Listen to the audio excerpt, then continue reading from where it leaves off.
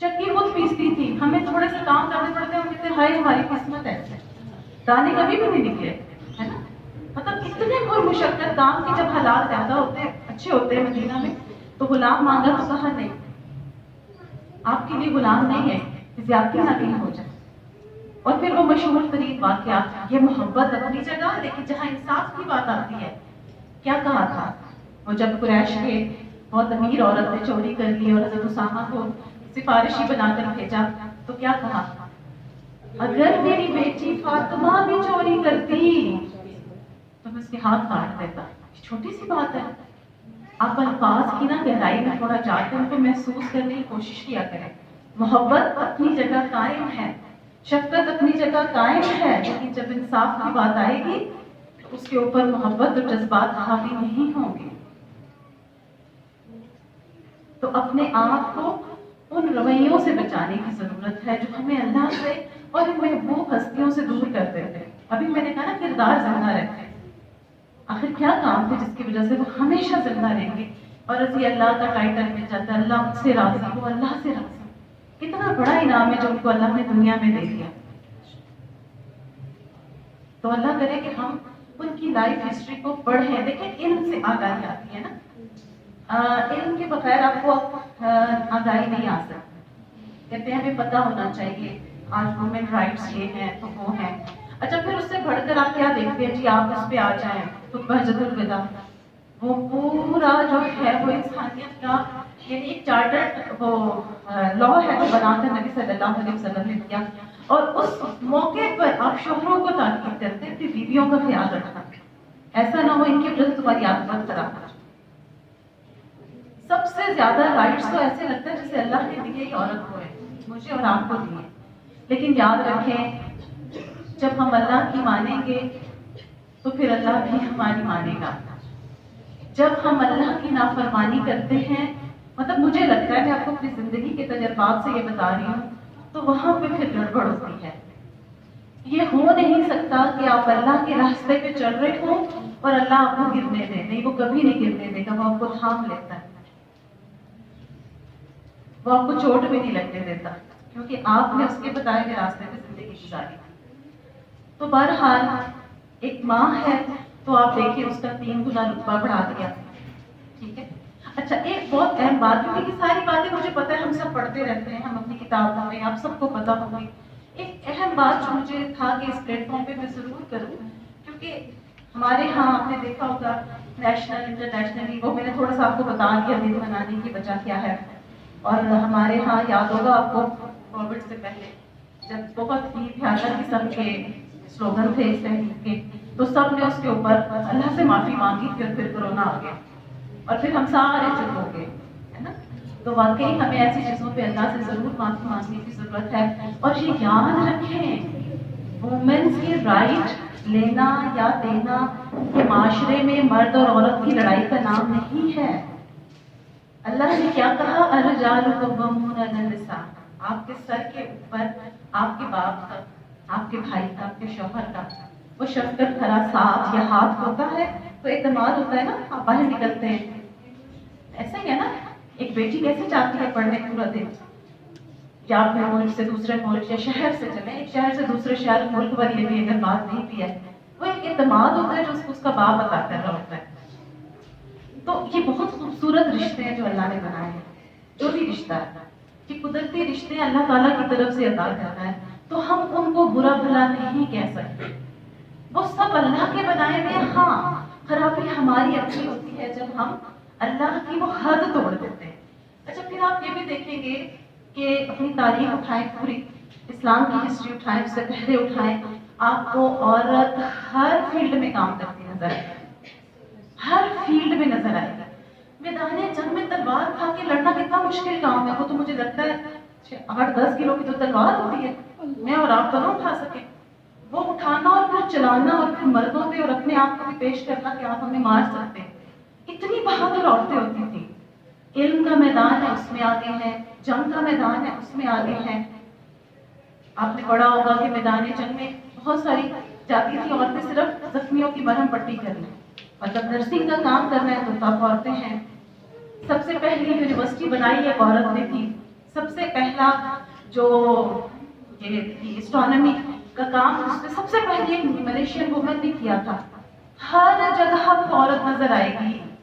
اللہ نے اس کو کہیں بند کر کے نہیں رکھا. اللہ نے ہمیں پوری دنیا دی ہے جو ایکسپلور کرو, ڈسکور کرو, لیکن باؤنڈریز کے اندر باؤنڈری نہیں کراس کرو. جب وہ باؤنڈری کراس کریں گے اللہ کی رحمت ہٹ جائے گی. بس یہ قسم دیا ہے مجھے اور آپ کو, ہم سب کو, بس اس کا خیال رکھنا ہے. پھر آپ رحمت کریں, پھر وہ آپ کو کبھی گرنے نہیں دے گا. اور باؤنڈری کراس جیسے ہوتی جاتی ہے وہ اللہ نے کلام میں کلاس رکھا ہے ہمارے اندر, سب کو پتہ چل جاتا ہے, خود کو سب سے پہلے پتہ چلتا ہے. اسی لیے سب سے پہلی چیز جو کہا عورت کے لیے زیور ہے وہ کیا ہے؟ حیا ہے. وہ سب سے قیمتی چیز ہے. اور اس کا اظہار نظر سے, اس کی گفتگو سے, اس کے لباس سے, اس کی چال سے, ہر چیز سے ہوگا. وہ گریجولی کچھ اسٹیپس رکھے اللہ تعالیٰ نے. سورۃ نور آپ پڑھ کے دیکھیں, سورۃ الاحزاب پڑھ کے دیکھیں, سورۃ النساء پڑھ کے دیکھیں. مطلب وہ نصیحتیں ہم سب کے لیے بھری ہیں. اچھا یہ ایسا بھی نہیں ہے کہ ایک ہی سیشن کو ہی ہم لیں گے اور ہمیں پتہ چل جائے گا. اچھا پھر بات ہوئی تھی یہاں پہ, میرے خیال میں اب ختم کروں گی اپنا کیریئر کاؤنسلنگ کی نا, تو یاد رکھیں یہ بھی میں آپ کو اپنے ایکسپیرینس سے بتاؤں گی. جتنی کیریئر کاؤنسلنگ آپ کی قرآن کرتا ہے کوئی اور کتاب نہیں کر سکتی. یہ آپ یاد رکھیں. آپ بہترین سائیکیٹرسٹ بنیں گے, آپ بہترین استاد بنیں گے, بہترین ماں بنیں گی, بہترین بیوی بنیں گی. ہر مقام اور مرتبہ جو اللہ آپ کو دے گا وہ بیسٹ ہو جائے گا جب آپ اللہ کی کتاب کو پڑھیں گے. کیونکہ کتابیں پڑھ کے آج اور آپ میں یہاں بیٹھ کے بات کر رہے ہیں یا سن رہے ہیں نا, تو لوگوں کی کتابیں پڑھ کر ہو سکتا ہے تو مالک کائنات کی پڑھ کے کچھ نہیں ہوگا. بس یہ چیز ہے. اور ایک ایک آیت پڑھے جائے لیکن سمجھ کر پڑھے, اس کو اپنی زندگی میں شامل کریں کہ یہ کتاب آئی انڈرسٹینڈنگ کے لیے, اس کو میں نے پڑھنا ہے, میں نے سمجھنا ہے. تو کیریئر کاؤنسلنگ اپنی سب سے پہلے خود کریں. اللہ نے خود کہا ہے نا, ہر انسان کو پتا ہے وہ کہاں صحیح ہے وہ کہاں غلط ہے, پتا ہے نا.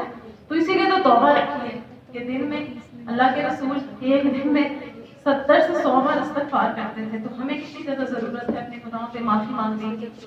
تو بہرحال رمضان آ رہا ہے تو انشاءاللہ امید ہے کہ اللہ بخش دے گا ہم سب کو.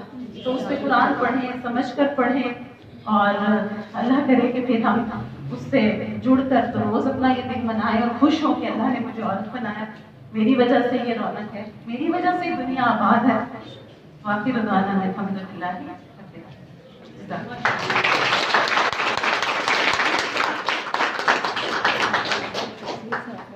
سبحان اللہ, ماشاء اللہ. میرے خیال میں کہ ان الفاظ کے بعد میرے الفاظ کی کوئی قدر قیمت نہیں رہے گی. تو میں آج کی تقریب میں آنے والی محترمہ ہماری گیسٹ اسپیکر نصرت شہناز درانی صاحبہ کو ویلکم کہتی ہوں, اور ان کا شکریہ ادا کرتی ہوں کہ انہوں نے اپنی مصروفیات میں سے ہمارے لیے وقت نکالا. اور اس کے علاوہ جو بھی خواتین اس محفل میں ابھی تک شریک ہوئی ہیں انہیں دوبارہ سے خوش آمدید کہتی ہوں اور ان کا شکریہ ادا کرتی ہوں کہ انہوں نے اس محفل کو رونق بخشی. اب پروگرام کے سلسلے کو آگے بڑھاتے ہوئے ہم گیسٹ اسپیکر کو مدعو کریں گے کہ وہ اسٹیج پر تشریف لائیں, اور آپ کی بھرپور تعریف میں, کیونکہ ہماری کیریئر کاؤنسلنگ ہو رہی ہے تو میرے خیال میں یہ بہت اہم ٹاپک ہے. تو اس پہ آپ جتنا دل کھول کر, وہ کہتے ہیں نا کہ جتنا گڑ ڈالا جائے گا وہ چیز اتنی میٹھی ہوگی, تو آپ جتنا اچھا ریسپانس کریں گے اتنا آپ کو بھی اچھا ریسپانس ملے گا, اتنا ہی انسان موٹیویٹ ہو کے اسٹیج پہ کھڑا ہوتا ہے جتنی آپ کی تالیاں اچھی ہوتی ہیں میرے خیال میں. تو اب میں بغیر وقت کو ویسٹ کیے بلاؤں گی سمیہ ساجد صاحبہ کو کہ وہ اسٹیج پر تشریف لائیں اور اپنے خیالات کا اظہار کریں.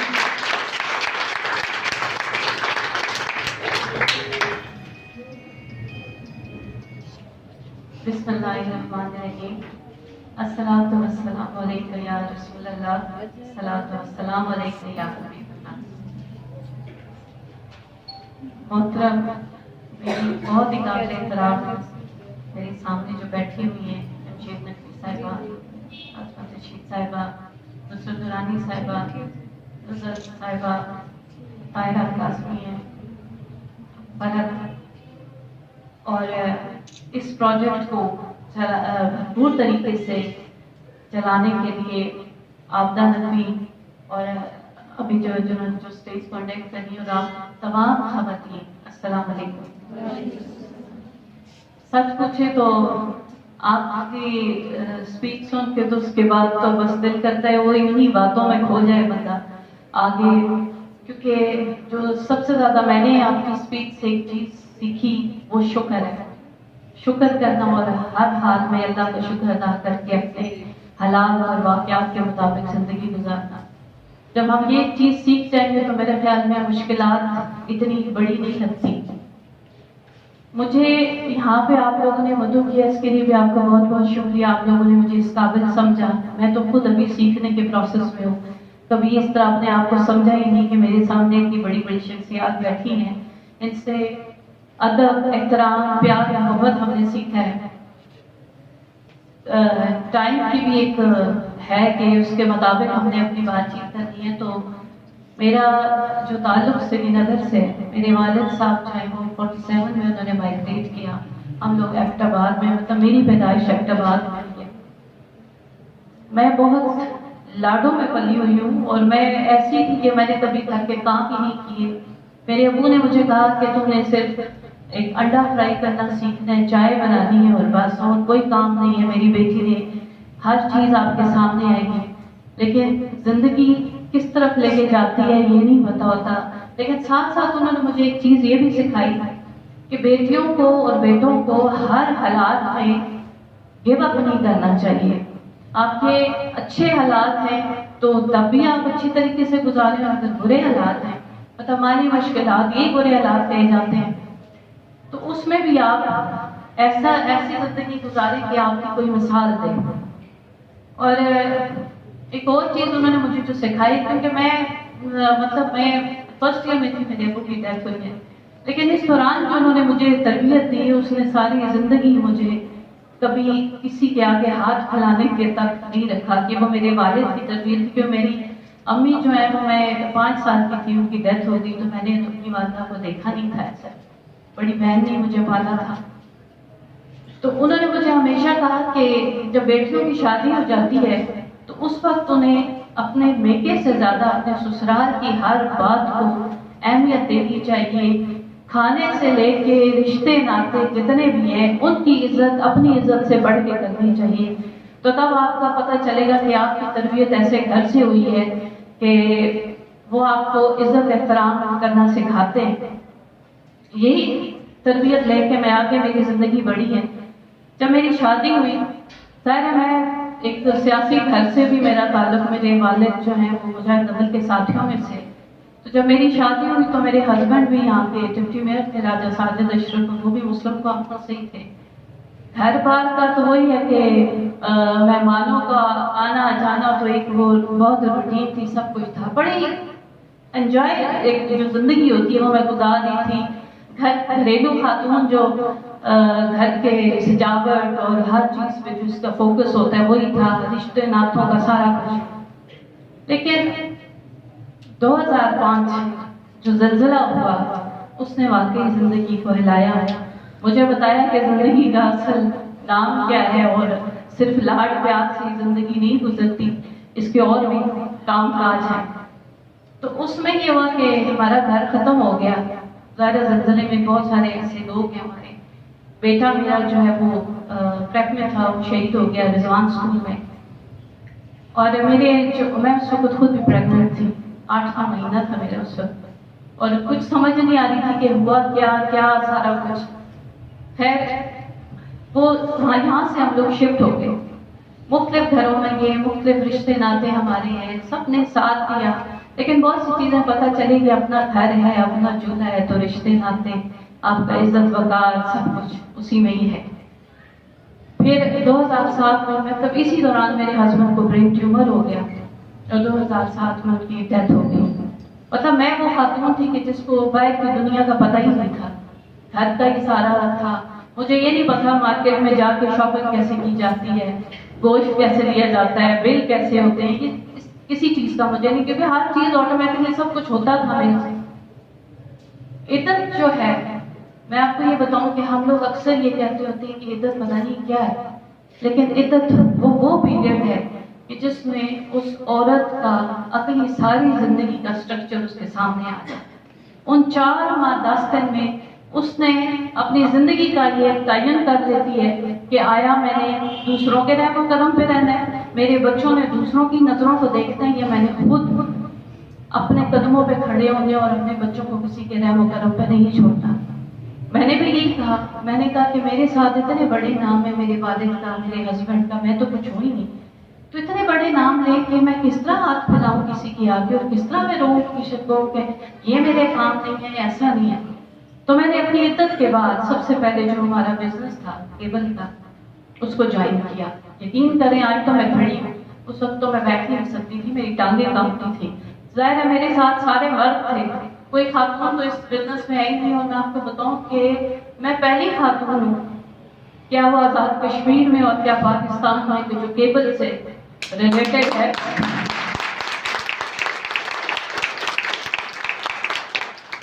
تو وہاں سے میری اس زندگی کا ہوا کہ جس کی وجہ سے آج میں آپ کو یہاں پہ کاؤنسلنگ کے لیے آپ نے مجھے بلایا، اور انہوں نے کہا کہ ہمیں ہر جو ہے ہمارے زندگی کا جو ہمارا مفہوم اور طریقہ ہے وہ ہمیں اپنے قرآن سے مل جاتا ہے۔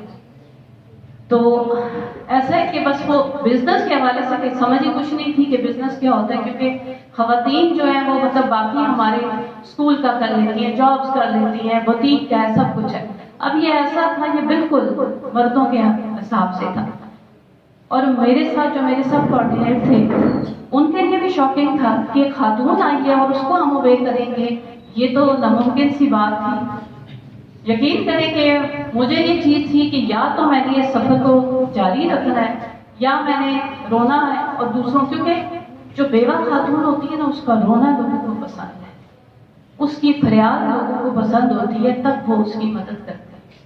وہ جب خاتون آ کے کہتی ہے نا کہ میرے گھر کے حالات خراب ہیں، میں بچوں کو فیڈ نہیں کر سکتی، تو پھر لوگ کہتے ہیں کہ ہاں اس نے آ کے یہ کی ہے، کیونکہ ہم اللہ سے تو فریاد نہیں کرتے نا، ہم پھر لوگوں کے جو ہمارے اوپر حاوی ہیں انہیں کے آگے وہ چیز ہوتے ہیں۔ بہت ساری ایسی چیزیں تھیں، بچے میرے چھوٹے تھے کہ میرا جو چھوٹا بیٹا ہے وہ 1.5 سال کا تھا جب میرے ہسبینڈ کی ڈیتھ ہوئی ہے، بیٹی میری جو تھی وہ 5th میں اور بیٹا 6th میں۔ کوئی ایسا نہیں تھا کہ جو گھر سے باہر، یقین کریں کہ میں نے جو اپنے ہسبینڈ کی قبر کا بھی جو کیا نا وہ اسی طرح پورا عقیدت میں تھی، لیکن کسی تک کوئی چیز نہیں چھوڑی، کہ شاید یہی ایک وہ طریقہ تھا کہ جس کی وجہ سے میں نے آگے چلنا ہے، اور میں ایک ہر دن میرے لیے ایک نئی امید لے کے آیا۔ یہ ہم پڑھتے ہیں نا کہ جو دن ہے، واقعی اگر آپ خود سوچیں تو ہر دن آپ کے لیے ایک امید لے کے آتا ہے۔ آپ نے جو پچھلا دن گزارا ہوتا ہے اس کے مطابق جو ہم نے جو کمی وہاں کی ہوتی ہے اس کو بہتر کرنے کے لیے آپ کو اللہ اگلا دن دیتا ہے۔ اسی طرح پھر میرا یہ ہوا کہ میں آہستہ آہستہ بزنس کی طرف، بزنس کے معاملات کو سمجھنے لگ گئی، کیونکہ ہمارے یہاں تو اتنا وہ چیز ہو جاتا تھا کہ مجھے تو پتہ ہی نہیں چلتا تھا کہ اس میں کیا چیز ہے، کیونکہ اسی انکم میں نے بچوں کو پڑھانا بھی تھا، گھر کے سارے اخراجات اور باقی سب کچھ کرنے تھے۔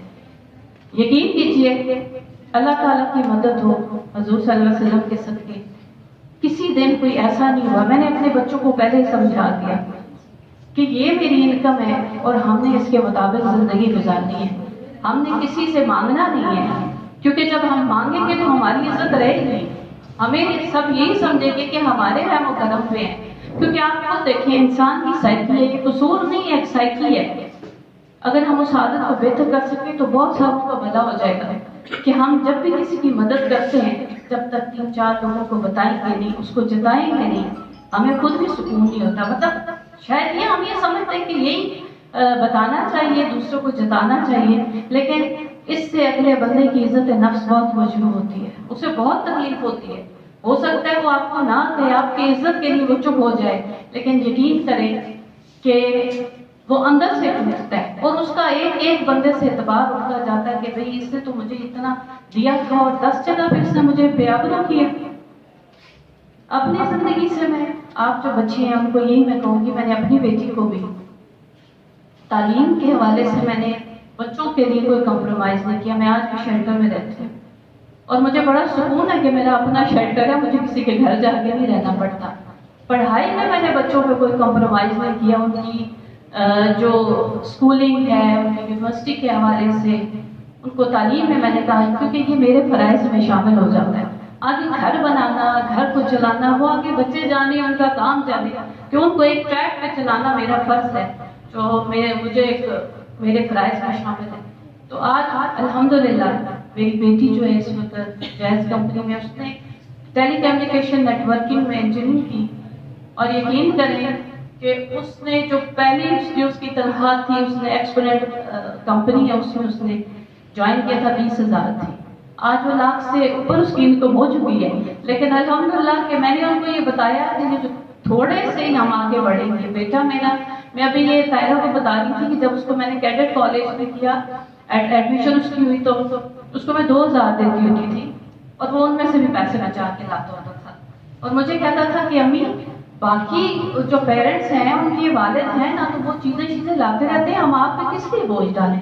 آپ نے ہمیں اتنی اچھی اسکولنگ دے دی، اب اس لیے ہم آپ کو کس لیے تنگ کریں؟ تو الحمدللہ بچوں کو میں نے پہلے ہی بتایا تھا کہ کیونکہ ان کے والد نے ان کو بہت لاڈلا رکھا تھا، لیکن میں نے ان کو پہلے ہی ایک چیز یہ بتا دی تھی کہ ہم نے اپنے جو ہمارے اخراجات ہیں اس کے مطابق ہم نے زندگی کو گزارنا ہے، تاکہ نہ اپنے لیے مسئلہ بنے نہ کسی اور کے لیے۔ الحمدللہ یہ خودداری اس نے عزت بھی دی، وقار بھی دیا۔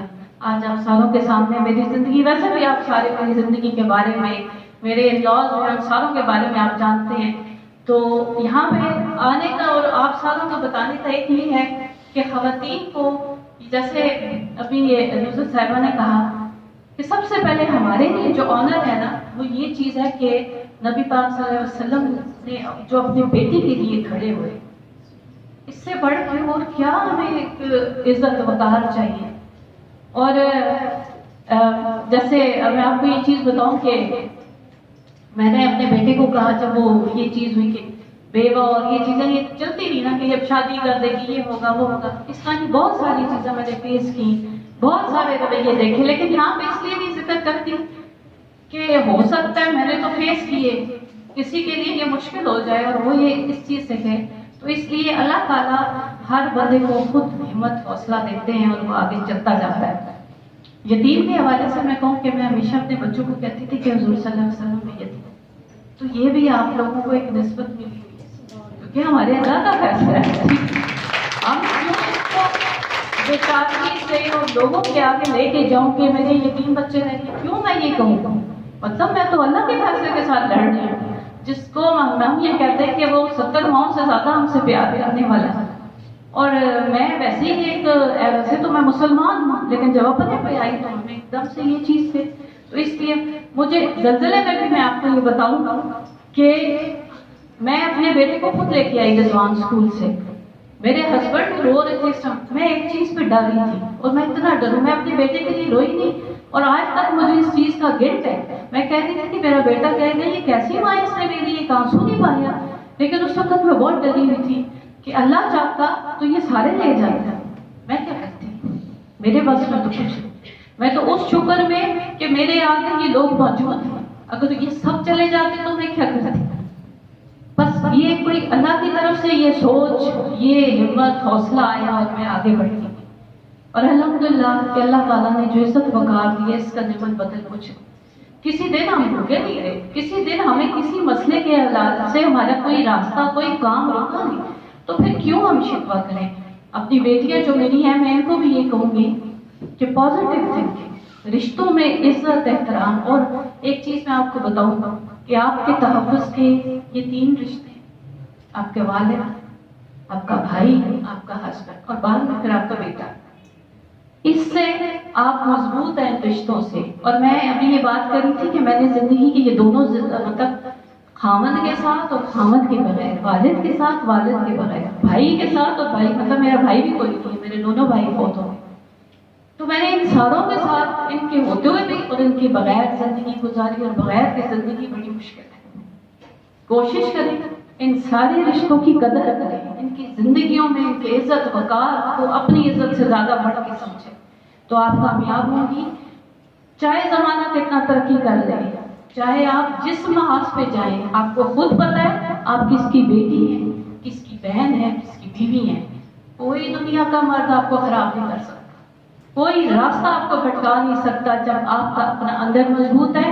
آپ کو پتا ہے کہ آپ کے باپ نے آپ کے لیے بڑی محنت کی ہے، آپ کی ماں نے آپ کے لیے بڑی محنت کی ہے، آپ کا خاوند آپ کو زندگی کی ہر سہولت دے رہے ہیں، تو ان رشتوں کی جتنی قدر کریں گی معاشرے میں بھی آپ کی عزت ہوگی اور ہر جگہ پہ آپ کو وقار ملے گا، اور ہار نہیں ماننی، ہر دن کو ایک نئی امید کے ساتھ لے کے چلیں انشاءاللہ۔ دیکھیں میرے ساتھ میرے جو تحفظ والے سارے رشتے تھے کوئی نہیں ڈالتا، لیکن ان کی عزت وقار کو لے کے چل رہی ہوں تو اللہ بھی مدد کر رہا ہے، تو اللہ کی مدد مانگے اور امید ہمیشہ اچھی رکھیں انشاءاللہ۔